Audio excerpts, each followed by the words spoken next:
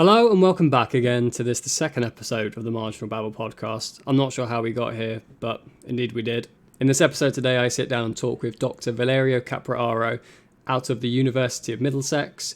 He's a senior lecturer there who has had over 60 publications in the field of economics. He's also had several citations in publications such as The Economist and The Guardian and many more, and is actually also the president of a non-profit organisation as well. He's a very hardworking and interesting individual who has just moved over to Milan as well in Italy. The episode in question is on behavioural economics, what that is, what its implications are for society, and the general theories surrounding the field.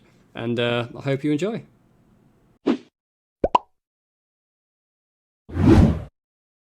So thank you for taking the time to talk to me about behavioural economics and the work that you do. I really do appreciate it. I know you must be very, very busy with all the work that you do and the research and whatnot, particularly with moving to Italy as well recently. So I do appreciate you taking the time to talk to me. Thank you for the invitation, Max. It's a pleasure to have the opportunity to talk about my research. It's what I love to do, so it's always a pleasure to have the opportunity to speak about it. Superb. Well, I'm very glad that you're happy to join us. So what I wanted to talk about today is behavioral economics, game theory, your research and how it kind of interlinks with society, and just give sort of the listeners a little bit of a background into it and why it's sort of relevant in modern economics and modern society. So I guess first of all, the questions would be to ask yourself is, what is behavioral economics? What is game theory? And, how does it tie into the modern economic models and stuff that we see today? Okay, broadly speaking, behavioral economics is the attempt of going beyond some limitations of classic economics to try to explain people behavior in reality, so how they make decisions in real life. And the origin of behavioral economics can be traced back to a series of experimental findings that clearly show that people do not always aim to maximize their monetary payoff. And this was shown in several different ways. And from there, it started, so several attempts started to try to build a new model that could explain people's behavior. And of course, this is very difficult because people are complex, of course. So trying to model exactly their behavior at an individual level is something that is probably beyond the capacity of every model with few parameters, because there is also the problem of trying to create a model that is not too complicated, because you want a tractable model. So from one point of view, one would like to have a model with few parameters.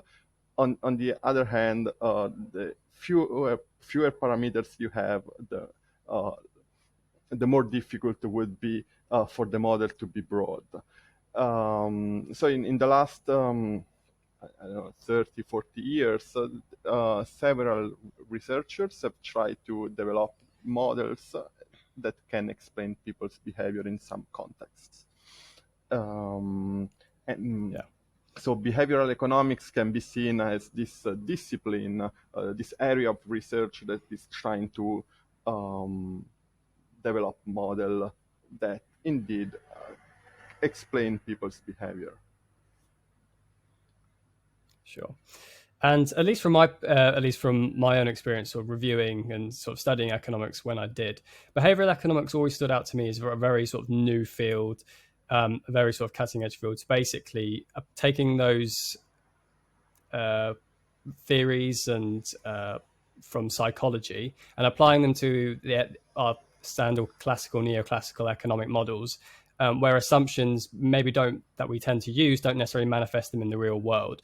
Neoclassical economics, at least in terms of that model, assumes that usually that people have well-defined preferences and make well-informed and self-interested decisions made upon those preferences. But of course, from sort of the research that's been used in behavioral economics, taking those psychology research and applying it to economics, it's kind of found that in actuality, people don't necessarily act in those ways.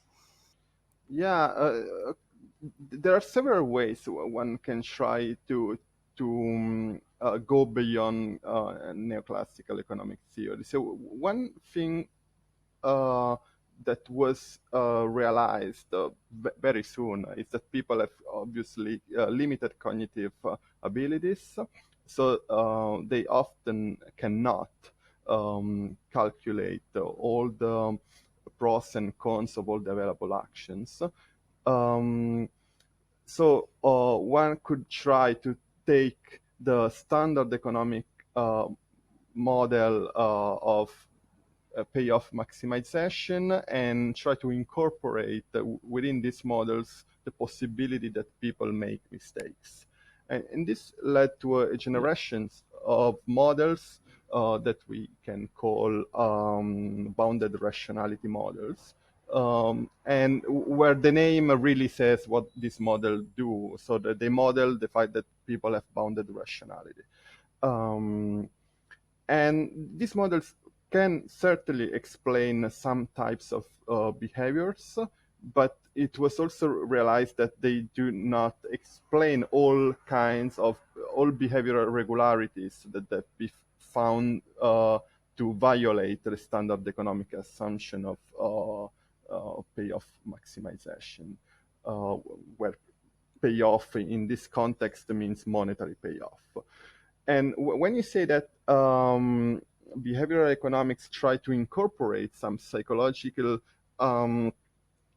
theories within utility theory, it's true, it's correct, because the underlying idea is always to find a utility function that people maximize. So the conceptual difference is that this utility function does not coincide with the monetary payoff.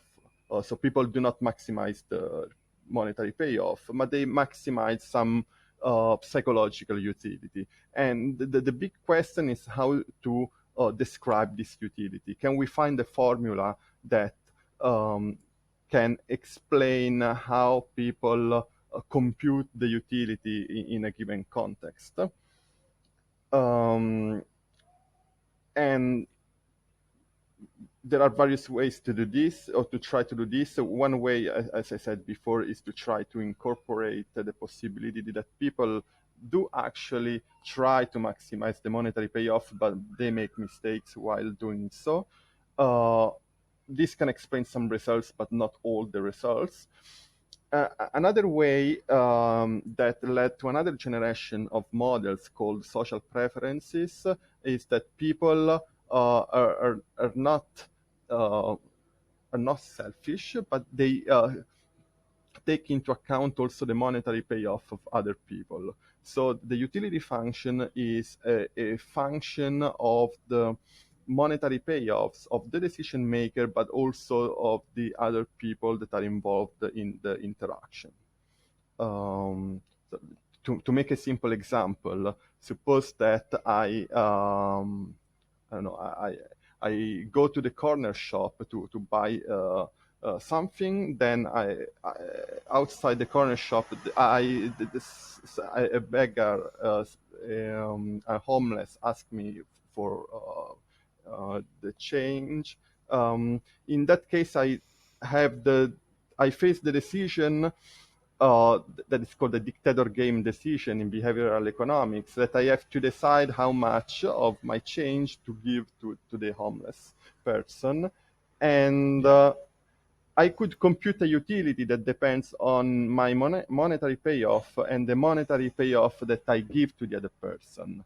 So the other person's payoff enters the utility function. And if the weight that I assign to the other person is large enough, I give some money to the other person. And of course, the larger is the weight, the more I give to the homeless. And this kind of utility functions can explain several regularities, especially about social behavior. So behavior that affect other people, because by definition, these utility functions consider the payoff of other people. And Sure. maybe some words also about the shape of this utility function, because the different theories assume different um, formulas or formalizations for this utility function. So there are, for example, inequity aversion theories that assume that people aim to minimize differences within a society. So, and typically this utility function weight the payoff of the decision maker with the inequality in the society that can be computed in different ways. The other important class of utility function is called social efficiency utility functions. These are these models the behavior of people who care about the total payoff of the society. So instead of looking at the inequalities, they look at the efficiencies. To make a simple example, suppose you have two societies, one where they are people are all equal, and another society where people are unequal, so there is inequality, but they are all better off than the other people. So just to make a numerical example, you have a society with only three people. One society is they all get 10, 10, 10, 10, and the other society they get, I don't know, 10, 15, 20. Do you prefer to live in the Right. 10 10 10 society or in the 10 20 15 20 society? And there are people who prefer to live in the 10 10 10 society, and people who prefer to live in the 10 15 20 society. And this generates two classes of utility functions, the inequity aversion and social efficiency. Yeah, so I think sort of the underlying point with that it particularly is as well is a lot of work was done with John Stuart Mill in sort of using in the views of utility, right? Not just measuring economics in terms of nominal gains, but how much utility an individual gets from something, right? Because you could hypothetically, as an individual, have let's say you're in a barter economy, you could have 100 apples, but in reality, you'd probably get more utility from exchanging maybe 50 of those apples for something else. You gain greater utility from having a greater range of products. Just because something is you are nominally richer doesn't necessarily that you're deriving more utility from those things. And in this scenario, I think it's the research, at least that I've read, and what you're indicating is that there is an innate prosociality. Prosocial nature to humans, and that we actually don't, at least for the most part, don't want to live in a very unequal society. That will vary, obviously. So individuals will have more sensitivity to inequality in terms of sort of their community and those, in the economies that they live in. But there is some level of utility derived from having a society where you're not just necessarily you have all the wealth and everyone else nothing. There's some utility gained from, there being a level of reduced inequality in society. Yeah, there are. It depends on the person. There are people who prefer to live in an equal society, and people who prefer to live in a society which is unequal but maybe more efficient. And one can even moralize this. So these are somehow different moral principles. That there are people who put equality or fairness as the aim of where a society should go, and there are other people instead who think that the society should go towards efficiency and should not care about the the law, the inequalities in general, so that they should not care how the payoffs are distributed. And I think, and I'm pretty sure that there is research on this, that this is also connected to political orientation, and so how people prefer payoffs to be distributed. And the attempt of these economic models is to simply try to put this into a mathematical formula, and so one could consider a utility function that depends both on equality or inequality, and both on social efficiency. And different people, so with parameters, and different people may weight inequality more than social efficiency, and other people may weight social efficiency more than equality. So in this way, one could capture heterogeneity between people. And this ties itself directly back into the research that you've actually conducted, particularly in the research where you were looking at, whether decision makings of individuals were outcome based as opposed to being derived from some sort of morality preference. Could you talk to us a little bit about that, and what the outcomes of your research were, and what you were trying to achieve with it? Mm-hmm. Yeah, indeed. This leads us to this line of research of mine. I mentioned so far these models based on consequences. So these are models where the utility function depends on the monetary payoffs of all the people involved in the interaction. And these are called outcome-based models because they are based on outcomes. But around 2015, I did an experiment where I first realized that people's behavior sometimes cannot be explained by any outcome-based model. And the experiment was very simple. I was correlating two types of behaviors. The cooperation in the prisoner's dilemma. So maybe I should say a couple of words about the prisoner's dilemma. So in the prisoner's dilemma, there are two people, and each of them has to decide whether to pay a cost to give a greater benefit to the other person. So let's make it simple. Each person is given $1 and has to decide whether to give this dollar to the other person. In that case, the dollar gets multiplied by 2 and becomes $2. So what happens is that if both people exchange, so they decide to give to the other person the $1, then they both receive $2 because the dollar get multiplied. Yeah, cooperation. But each person has an incentive to deviate from cooperation, because if I'm sure that you will give me your $1, then I get $2 from you, and I can keep the dollar that I have and end up with $3 instead of 2. So I have an incentive to keep my dollar. But if you reason the same way, you also keep the $1. So we end up with $1 each instead of 2.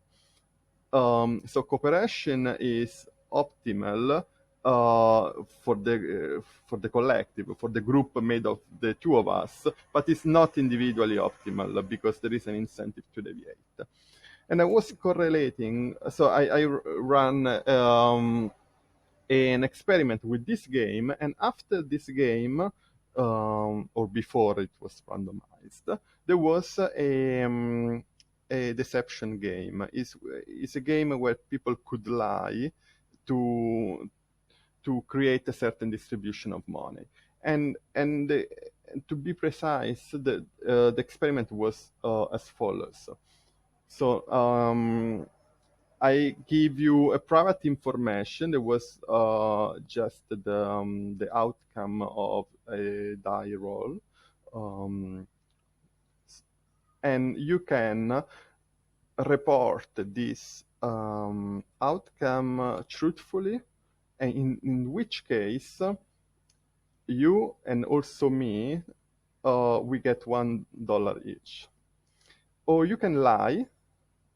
In that case, you get $2 and I also get $2. So lying is Pareto optimal, so it benefits both the liar and Pareto another efficient. person. Yes, it's efficient. And suppose that the utility function that people compute in their mind when they make a decision is outcome based, and in particular is social efficient, then you should observe the same behavior in the two games, because well, this well, what you should observe is that people who lie in the deception game should cooperate in the prisoner's dilemma, because the payoffs are identical. It's $2 each. While people who tell the truth in the prisoner's dilemma, in the deception game, should defect in the prisoner's dilemma, because the payoffs are identical, 1-1. Right. And what we found is exactly the opposite. We found that people who lie in the deception game are those who defect in the prisoner's dilemma. And conversely, people who tell the truth in the deception game are those who cooperate in the prisoner's dilemma. How is it possible to rationalize this behavior? It's not possible through standard outcome-based utility functions. And no social preferences can explain this behavior. And our argument was, what we tried to push forward as an explanation is that people do not actually compute a utility that depends only on the economic consequences. Of course, economic consequences can play a role, and certainly play a role, but they are not the whole part of the story. What we argue is that people have also more general preferences for doing the morally right thing. So we call this moral preferences. People that have these moral preferences, they tell the truth in the deception game, because telling the truth is morally right. And they cooperate in the prisoner's dilemma, because cooperation is morally right. So these moral preferences can explain this behavior that we observed beyond outcome-based social preferences. And this was back in 2015, and since then I started this research line where I tested the similar where I observed the similar violations of what we call outcome-based assumptions. This was the first experiment, but we ran several other different experiments where we observed this violation of any preference based on outcomes. And basically all these violations were based on morality, so on the presence of non-consequentialist morality. Yeah. So it's at least from what I'm understanding, is there's the clear link of like the individual's morality in their end decision making process. Essentially, it seems as though that morality plays quite a significant role in it, as opposed to it just solely being an outcome determined decision. When they're making it, wherever that scenario might be, or at least in the scenarios that you've described.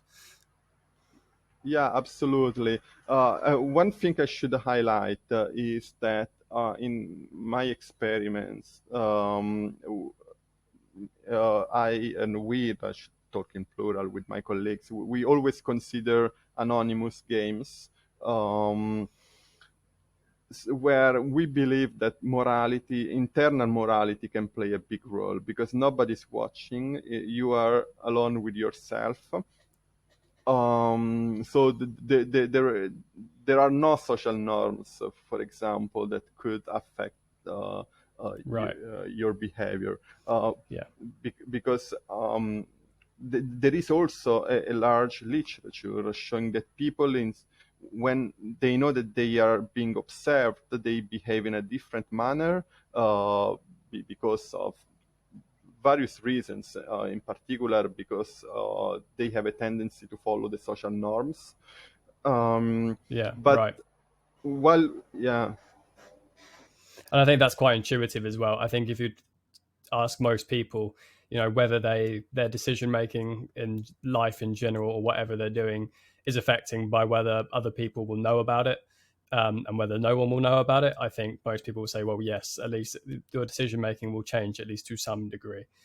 Um, and obviously that will vary from individual to individual depending on who you're looking at. But obviously that's, it's a very clear, distinct point that you have to use in these anonymous games to actually sort of capture what their sort of pure decision making process actually is, which I think is very important. But so that's in terms of how sociality and morality are actually being incorporated into decision making processes of individual consumers, or whoever the individual agents are. Behavioral economics also has a variety of other theories, including choice paradox, for example, where, at least and you can correct me if I'm wrong, my understanding is that where individuals are actually given greater choice options, let's say 30 options of choice, they're actually less likely to make a decision to actually commit, whatever that decision is, if there is larger options compared to, let's say, if there were 6 options. I think this was shown in the study done by Iyengar and Lepper, which looked at a variety of things, but amongst things was jam consumption, but also essay writing at universities, and basically came to that conclusion that actually reduced options would actually encourage people to actually make those decisions sort of more optimally, which is kind of counterintuitive to what we would consider in a standard economic model. That would perhaps indicate that more is better than less. You would rather have more resources or money or whatever it is than less. So it kind of follows that if you have more choice, you're more likely to find an option that best suits your needs, and therefore you're more likely to purchase. But obviously, this research has sort of contradicted that in some aspects.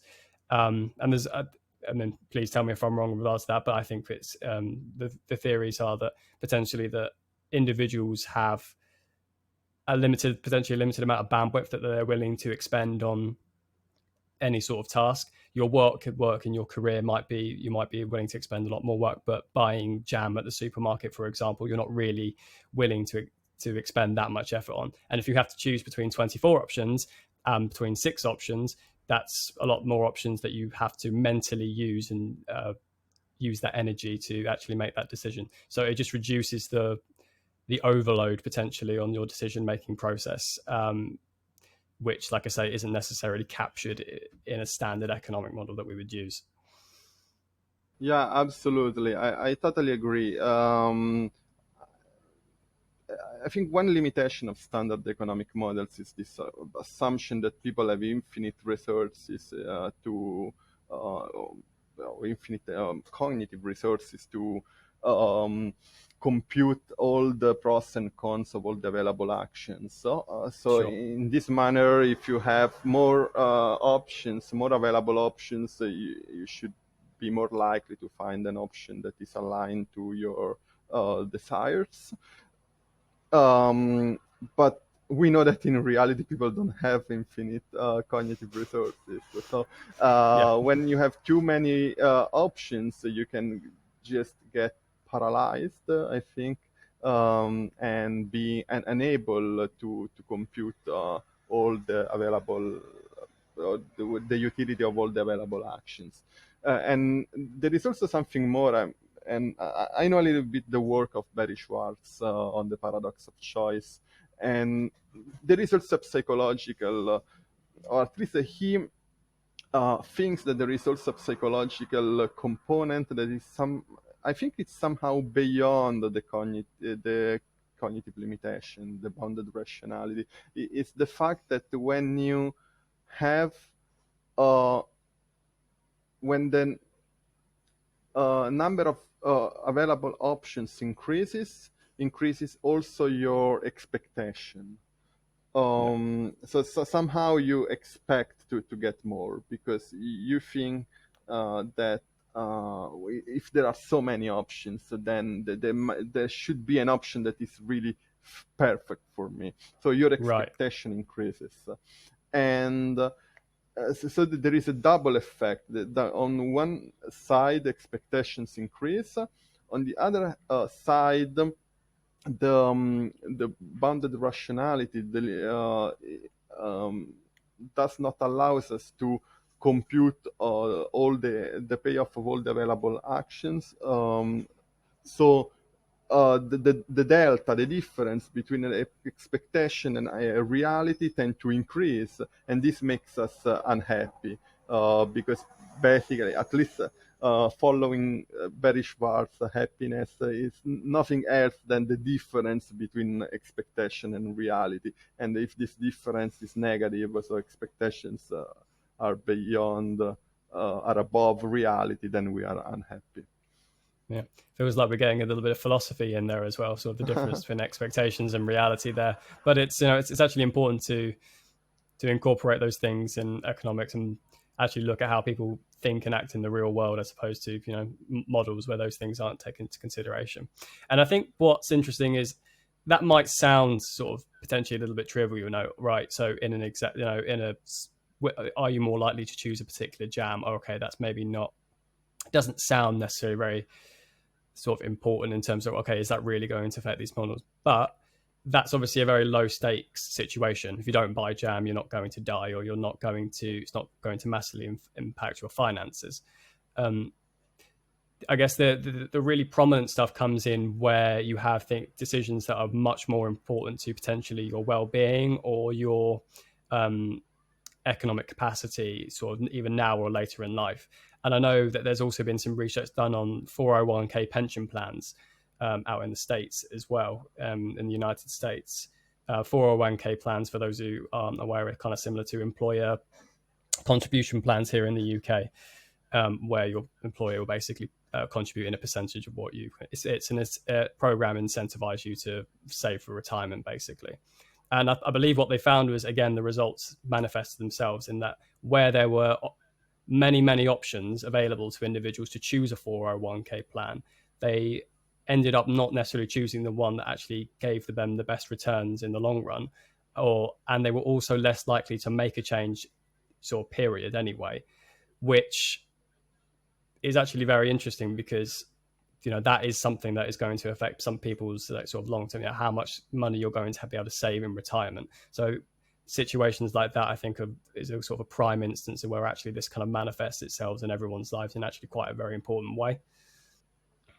Yes, absolutely. Um, this research in behavioral economics has been applied in several contexts by now in the last 20 years. Since the influential book by Thaler and Sunstein on nudge, so the idea is to create is to help people to make the right decision. We will talk about what it means right decision maybe later. Yeah. But now let's say that the idea is to help people to make decisions that are good for themselves and for the society, by giving nudges. So what are these nudges? They can be of different ways, but the overall idea is to create a context, an, an architecture that makes it easier for people to make a decision. Um, so this was applied, for example, for the pension scheme, as you said before. There are many other examples. One that I personally like to mention a lot because for the benefits that have on other people, and not for the self, is the change in the default option for organ donors. Yeah.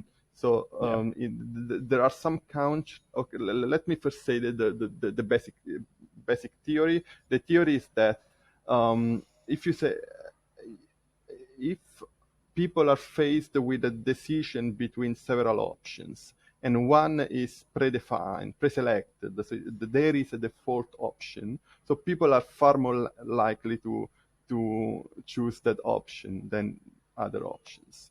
And this has been applied, for example, in organ donations, in being an organ donor. In countries, I think most countries in Northern Europe, in Scandinavia, have the default option is that you are a donor. So if you do not want to be a donor, you have to change, you have to declare that you don't want to be a donor. They will take you out of the list of donors. And in most countries, for example, in Southern Europe, for sure in Italy, but I guess most countries in Southern Europe, the default is that you are not a donor. And in order to become a donor, you have to do a procedure which is costly, also, well, from the point of view of time. So you have to make some procedure. And this leads to an enormous difference in the amount of donors. So in the countries where the default option is to be an organ donor, about 95% of people are organ donors. In countries, so like in Italy, a couple of years ago, there was on the news, the news that we reached the 5 million organ donors. It was a big thing in Italy, but let me remind that Italy has 60 million inhabitants, so 5 million is less than 10%. And these are the percentage that you find in countries where it's not the default option to be an organ donor. And of course, the more organ donors there are, the more you can save lives. So this is a type of application of behavioral economics that is prosocial, in a sense, can save the life of other people and can improve the society. Yeah, and this was actually something that occurred in the UK. So as it is in Italy, that it used to be the same in the UK. You would have to opt in to become an organ donor. The people would carry around organ donor cards if they were, and you had to opt into it. And now, obviously, that's not necessarily a costly thing in terms of money or remuneration, but in terms of time and your effort in order to go out of your way to become an organ donor.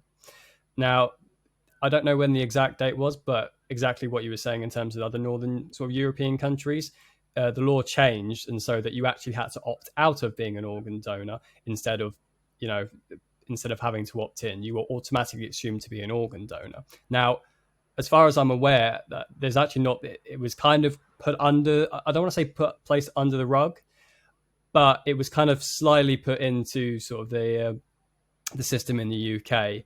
And as you say, it's done with the intention of increasing that supply of organs that are available for transplants. And I mean, I think we'll get onto this a little bit later, but obviously there's a little bit of a moral question there of like, how ethical is that? Should you be incentivizing people? I wouldn't even say incentive. Should you be putting things in place to purposefully increase supply of things that is going to happen by looking at humans' behavior? Now, again, we'll get onto that a little bit later, but because there's a load of things to it. But it's definitely, again, another scenario how choice paradox, or this kind of choice overload theory, or behavioral in general, can not only affect economics and not only affect your pensions, but can actually affect your life outside of that, in terms of your data, like your healthcare, whether your organs will be used when you're gone with or with your consent or not. So I think it's a very good example of that as well. But of course, choice paradox is not just the only theory. Like there are many other theories, including that of loss aversion, which I believe sort of came into being through prospect theory, and I think 1979 with Kahneman, Tversky. You can correct me if I'm wrong on that. But with the general principle of that we as humans are more sensitive to losses than we are to gains. If I was to give you £50 as opposed to taking £50 away from you, you would be much more sensitive to me taking it away than giving it to you. And again, this is something that can have particular influence on economics in terms of things like buying and selling decisions. I think there's research to show that people are more likely to sell, more likely to buy something for equivalent market value than they are to sell it. Just because the fact that they have ownership over it, they think more highly of it, they place more value on it, and so they're only willing to sell it for a higher rate than what the market would say is purchasing. Um, can you talk to us a little bit about that and loss aversion and the theories behind it and then sort of the applications of it? Yeah, that's completely right. And loss aversion was actually, I think, was the first important regularity that was found to violate the standard economic assumption that $1 is worth $1 whether you take it or you give it. Right. Um, so it was found by a series of experiments that led to prospect theory by Kahneman and Tversky. And yes, the idea is exactly that losses counts more than gains. I think the psychological reason is clear. Nobody would, I don't know, maybe economists were surprised at the time, but I'm not quite sure of. Of course, psychologists would never be surprised by this because, of course, we should be way more careful of negative payoffs than because I think just from of course I think even from a biological standpoint, that's quite intuitive. If you're in let's yeah. say we were out in the wild sort of thousands of years ago, it kind of makes sense that we would be more sensitive to something going wrong than something going right, because something going right just means you're just going about your daily life, and something going wrong would potentially mean that you've been eaten or killed, or So I think, Yeah. again, I don't know if there's any research linking it to that, but intuitively I can see that I think for most people that biologically we might just be wired that way. And like I say, it does manifest itself quite prominently, I would say. I did have a look at this into a really bit of research before we got on the call today. The reasons I've managed to find that in terms of why this occurs and taking sort of maybe a biological aspect out of it is, first of all, attachment. So when we have something, we as humans sort of place sort of a level of attachment over it as to something that isn't ours, and as such we kind of value it more highly than it maybe should be. The other idea is that there's an association of potential carelessness with losses that there isn't potentially with gains, for example, and it just kind of infiltrates our psyche in that manner, and that we don't necessarily want to be careless in that situation. But then the final one that I've managed to find is actually this idea of image or reputation cost to making a loss.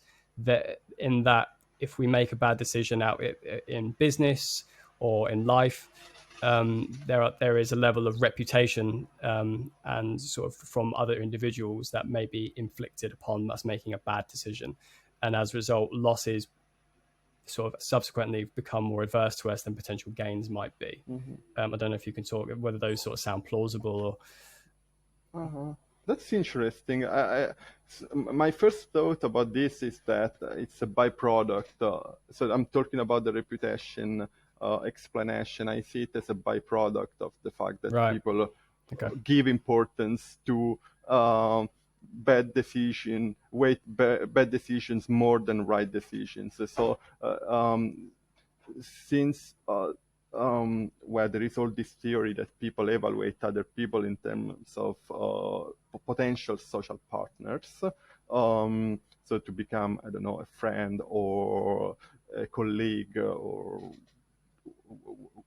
so to start a social relationship with you. If I observe you doing a wrong decision, and this could affect our future relationship. So I see you as a person that could make bad decisions that could affect me, and since bad counts more than good for me, uh, then I might evaluate you in a worse way, as a byproduct of the fact that um, I experience loss aversion. So what I want to say is that reputation could be just a byproduct of the fact that I do experience loss aversion for other reasons. Yeah, a byproduct as opposed to the actual reason for the actual loss Yeah, aversion yeah, itself. Um, yeah. and like I say, it does manifest itself, at least in the way I see it, in a lot of everyday life. And again, this is an example that I'm not entirely sure because I learned the rich, but just something that I've been thinking about is parking tickets. Particularly, I don't know if this is the same in Italy, but in the UK, when you get a parking ticket, it gives you X amount fine. So let's say £100. And what they said, right, you have a fine of £100. However, if you pay us within 2 weeks, the fine is actually only £40. And I think that's quite interesting in terms of the wording in that in these parking tickets, because instead of saying, "Oh, you have a £50 fine, but if you pay it late, there's a late charge of £100," I think there's a quite distinct like difference in the wording there that has been used, almost to highlight the fact that you have this higher amount to pay, but if you make your actions more quick, you actually don't have to pay as much. I don't know whether that's an appropriate application of loss aversion, but that's again something that I've just seen in front of my everyday life. I don't have any research to say whether that's the case, but hmm Yeah, I'm thinking. Okay, I think it might be that it's coming to my mind research using the dictator game. So the dictator game is this. It's actually not a game. It's called dictator game, but it's a decision. It's a unilateral decision between a person who is given a certain amount of money and has to decide how much of it, of any, or if any, to give to another person. The other person is passive and only receives what the dictator decides to give. So in this sense, it's a dictator game. Um, and there is a line of research. I also wrote a paper about this, where changing the wording of the instructions can dramatically change behavior. And one way, there are various ways through which this can happen, and one way is that it generates some sort of endowment effect. So depending on the wording, you can place. So before you were mentioning attachment, and I like that a lot because I think it really counts. So the how much you feel that money are yours can affect the amount that you give to the other person. So by manipulating, by changing this feeling of attachment, you can make people more or less altruistic in this case.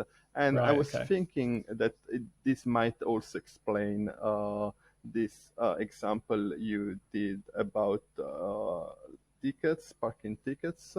Um, I see. So it's the wording that's yeah. linking to how much the level of attachment you have to potentially the loss or the amount that you're gaining. I see. So that's quite interesting there. Yeah. Yeah. So what I definitely want to ask you before we sort of get onto sort of the moral aspect of this is how behavioral economics and how it links into sort of our modern economic theories. And in reality, does the existence of behavioral economics and its critiques of our standard economic theory tarnish in any way the effectiveness of the current economic models we have and that we use to derive economic policy, both in the UK but also abroad as well? Um, I, I I think this is a process that, well, it's something in process in the sense, one important issue is that there is no unique behavioral economics model. Uh, so to change, it's difficult even to think about what it means to change the standard economic models with something else, because we have no idea about what this something else is, or at least we know some pieces. Um, but we don't have a full model. So my feeling is that what is happening is that people are trying to use behavioral economic models. So I'm using the plural specifically, so choosing specifically a model that can be helpful in particular contexts. So for example, I'm sure that in England, also in the in the US, there are behavioral insights teams that are working with the government, in cooperation with the government, trying to um, help um, people make decisions that are good for the society.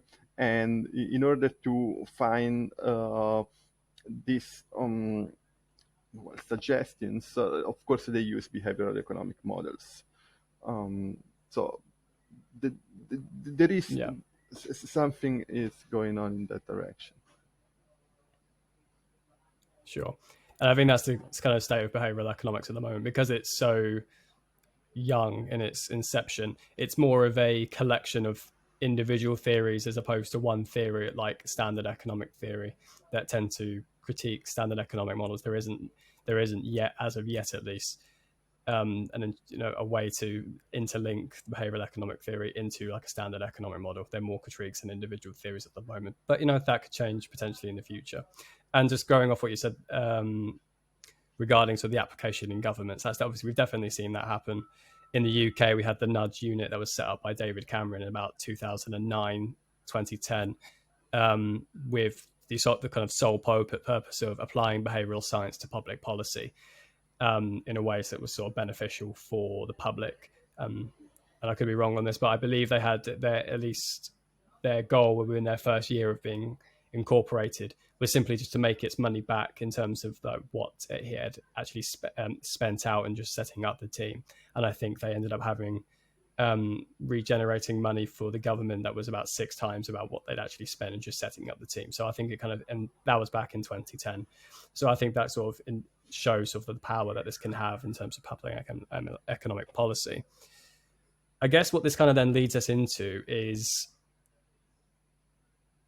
evidently that behavioral economics is being used more and more to guide economic policy, and it's been used by governments both in the UK and abroad. But there's sort of an intrinsic level of actual question of morality around this. How moral and how ethical is it to put economic policies in place that in one way or another are encouraging people to take certain actions? And I don't actually necessarily think the word encouraging is necessarily the right word, because if you provide an incentive, potentially like like a workplace pension scheme, that's an incentive. You then have the choice whether you want to pay into your workplace pension scheme. With these behavioral economics applications, they're often done in terms to, I don't want to say manipulate, but it's almost done to manipulate behavior into getting a course of action that is desired by the initiator. And I think there's some level of morality with that. Do you think behavioral economics, do you think it's a big deal that economics is potentially being used in this way? And do you think there could be potential repercussions, or, in particular, how ethical it potentially is in sort of applying behavioral economics to the economic policy that we have from our governments? Yeah, this is an important question. So the risk of okay, there are several things to say. One is that there is the risk that someone uses behavioral economics to guide behavior that is not optimal for the society, but is optimal for someone. And we already see this. For example, I guess you have taken a flight in your life, and a lot of companies, they try to sell you more things, like I don't know, a taxi, an hotel, or a baggage, or a seat, and they pre-select the choice that is more costly for you, and playing with the fact that people have this tendency to choose the default option. So Yep. they are basically trying to manipulate or to change people's behavior for their own interest. So the defenders of the use of behavioral economics for public policy say that in theory, the behavior that should so the people should be driven to take the option that they would take if they had all the available information, if they had all Right. if they had full information. So the only thing that so people should be helped to make the decision that they would make. In this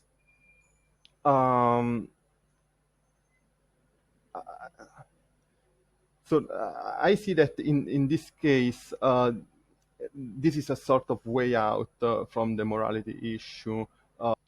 No, and I think it's a very important point you make. So, as we've kind of already discussed, particularly with things like 401k pension plans, because there was a level of incredible amount of options there, people were potentially scared to make or either scared or there was too much mental thought or energy that was being potentially used to make the decision that they would have done. And what you're mentioning there is using behavioral economic theories and applying it to the situation so that they would make the decision that they would have done, but you're just reducing sort of the mental input that they would have had to incorporate to begin with. So in that sense, you're using it almost like as a way to facilitate ease of and reduce effort in optimal decision making, which I think we can agree on is probably like a very, very good application of it, you know, because again, things like 401k pension plans, they can be quite complicated. There's a lot of options out there. You might just be scared from making a decision because you'll be afraid to make the wrong one, somewhat potentially with loss aversion quite there, potentially an attachment to the scheme that you're already on as to making sort of an optimal option. And like you say, with choice overload, there might just be too much mental effort that you have to go through and understand to actually make an appropriate informed decision. So in that case, I can absolutely say like to direct it towards more optimal decision making that the individual would have made anyway. I think that's absolutely correct, and if anything, should be encouraged. What I would also say is we're talking about this from a government perspective, but as you quite rightly pointed out, this behavioral economics theories are being used by businesses absolutely already, and it's absolute widespread. As you said, in terms of the pricing and to the standard, you know, they give you a standard pricing and you have to then go out of your way to change it. You see it with things like mobile insurance or insurance potentially, where if they make the process, and they wouldn't necessarily admit to this, but if you make the process a little bit more difficult to actually make a claim, you're less likely to expend the effort to make a claim, which means that the insurance company makes more money. And you can even take this down to a level of a supermarket, right? There's a reason why they put things like bread and the essentials at the back of the supermarket. And so that you have to walk through all the way to the back of the supermarket, view all the other options there, just so you can make a purchase. And then they put things like small purchases like chewing gum and things like that next to the counter because you're more likely to go ask, you know, I'll just buy it. So the idea that these theories aren't being implemented already, it's widespread, and it's kind of done under the guise of marketing, I think, in a lot of senses, or pricing or whatever you want to call it, operations within these businesses. So it's already being used. I think by incorporating more of it in economic policy, there'll be more understanding of what it is. You know, bearing in mind that this behavioral economics is relatively new. You know, it kind of is more initiated itself sort of in economic theory, at least in research, in sort of the 1970s, and it's only about 50 years ago. We've had a lot less time for the public necessary to catch up in terms of these sort of theories and how they're applied. And I think using potentially more of it is a good thing, because quite frankly, consumers and the general public can understand about what's being done in policy to incentivize or drive their decision making processes. And I think that's actually quite an important thing.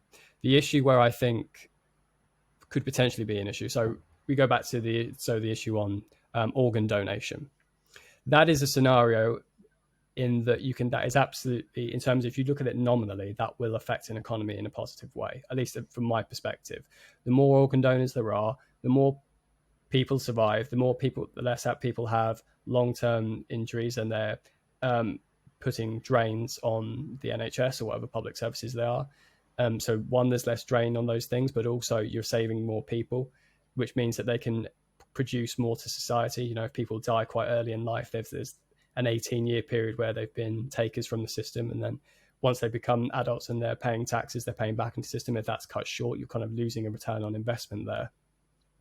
And then that's the economic side of it, but also from, quite frankly, a morality. You know, you want to be able to save an individual if you can, and I think most people would say that's a good thing. I guess where the issue potentially comes into that is potentially with things like religion. If your religion doesn't permit you to potentially use to allow organ donation because you need to be buried all intact, potentially that's an issue of potentially you're incentivizing something sort of that's more economically driven, as opposed to making it intrinsically a human and individual consumer decision, I would say. Yeah, I absolutely agree.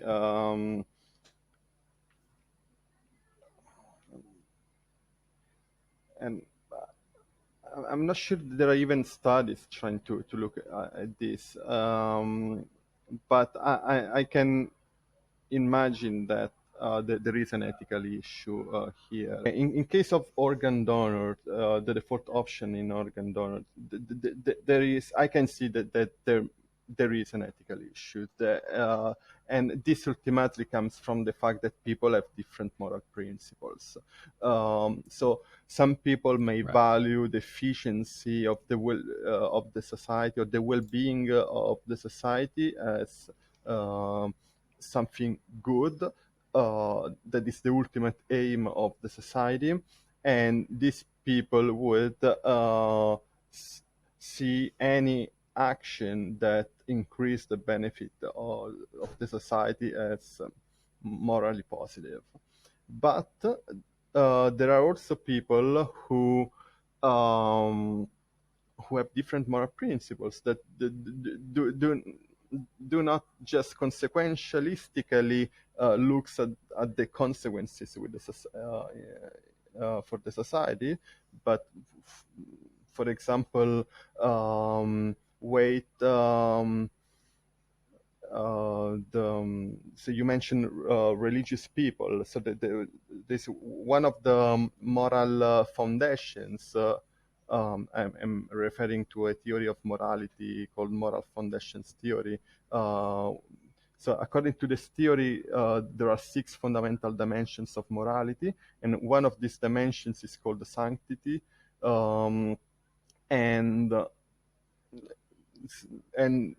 this dimension captures people that think that it is morally right to be respectful of so the fact that one's own body is some sort of temple, which is sacred, and one should be respectful of that, because it's the place where your soul lives, and these people might be against organ donation because it creates problem with this idea of the body being the temple of the soul. Of course, one may disagree with this view, but there is, or one may agree with this view, but it's undoubtful the fact that there is a large proportion of people who have these beliefs. And applying behavioral economics to find ways to make people more likely to make decisions that can potentially go against their moral principles, of course, might generate an ethical issue. Um, I don't know. I guess I think this is very interesting. I don't know if there is research about this, but often governments use referendums to solve these issues. So the ethical issues in democracies are solved by referendums. So one could, in principle, run a referendum whether you want to make the default option on organ donation. So that as a default you are a donor or not. So one could do a referendum for this kind of. Absolutely. And I think with as we move forward and as behavioral economics and these theories are becoming more and more well known amongst the public, but also being used more in economic policy, I think we'll start to see more of these discussions being had within our parliaments and with our MPs and the people that govern and administer our country. And I think that's the important thing. As long as we understand as a public and as a individual consumers as well what's being potentially implemented and what is being done, I think we can then make appropriate decision making on who we elect as our government officials and things like that. And like you say, things like referendums could potentially be some legislation and think that could be incorporated to tackle those particular moral instances where it becomes a little bit more of a grey area, I think. But yeah, we'll have to see what happens in the future within the next sort of 20, 30, 40, 50, 60 years and what happens with that. Before I let you go, Valerio, I think I'd be a little bit remiss if I didn't discuss with you, since we've been talking about pro-social behaviour in terms of acting in a pro-social manner and our aversion potentially to unequal societies and things like that. The work that you've done with La Via del Sale, I'm pretty sure I've pronounced that incorrectly. But could you just tell us a little bit of work that you've done with that and just about the sort of the role that the organisation does and your involvement with it? Yeah, you actually pronounced it quite well. So, La Via del Sale. Yeah, I'm surprised.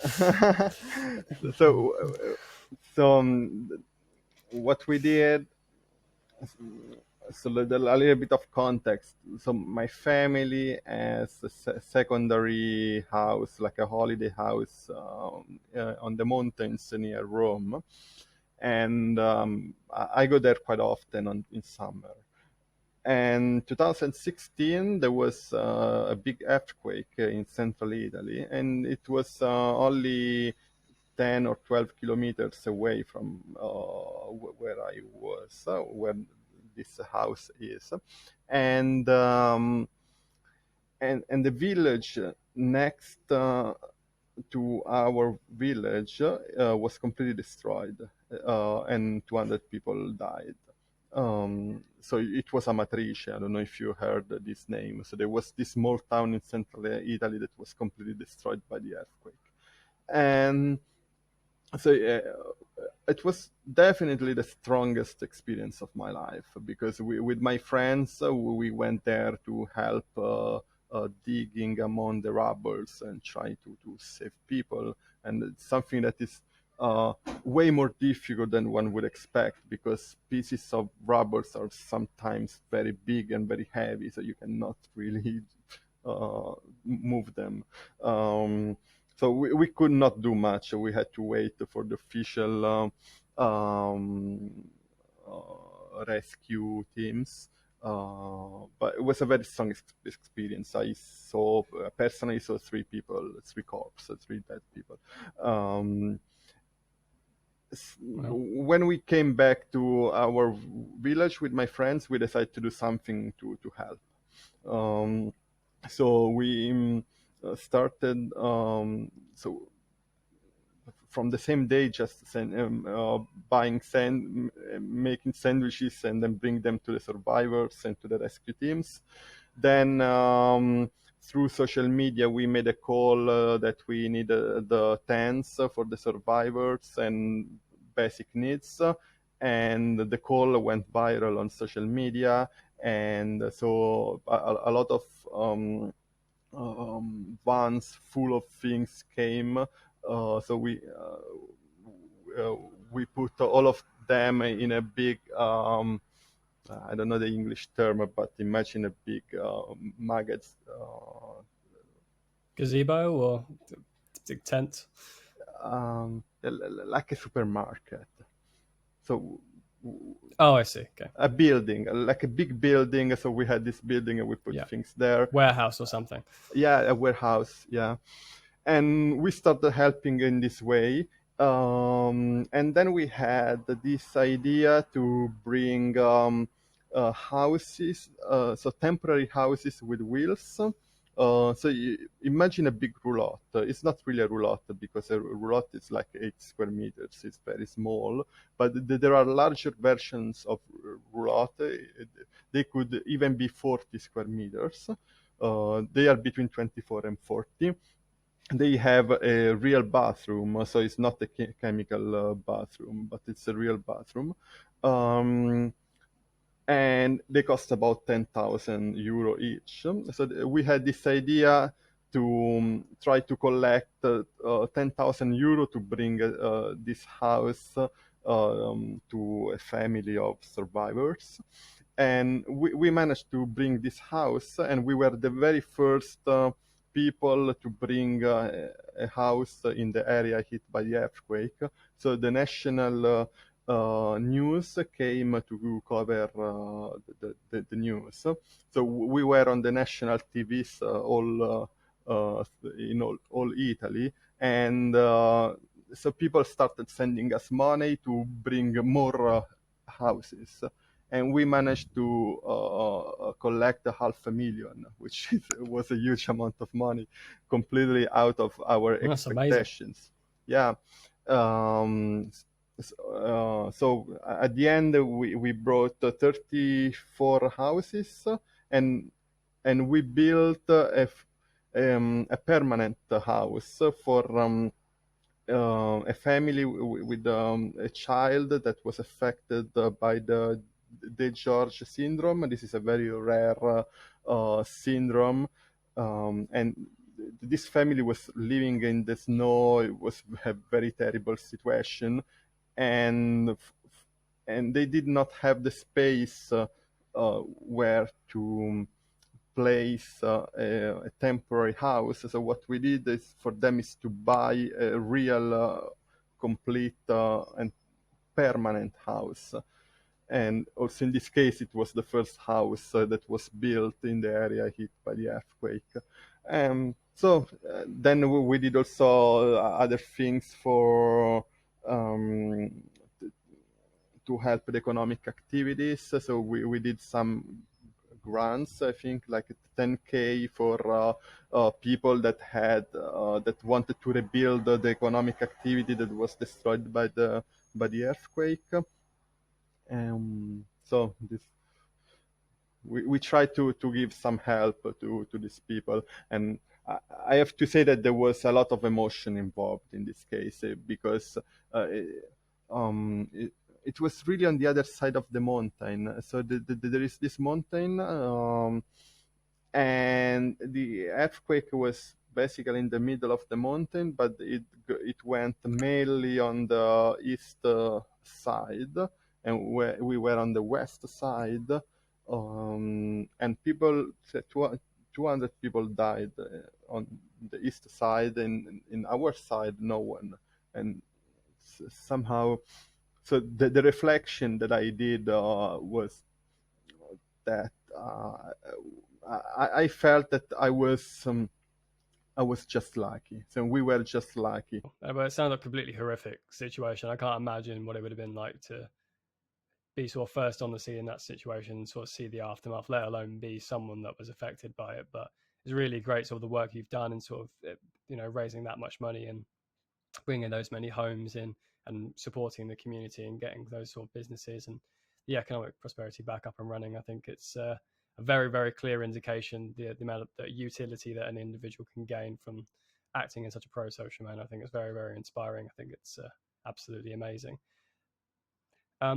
So that's everything I have for the interview. Thank you very much for joining me. I really do appreciate it. It's been a great conversation, and we've come across some really sort of great topics.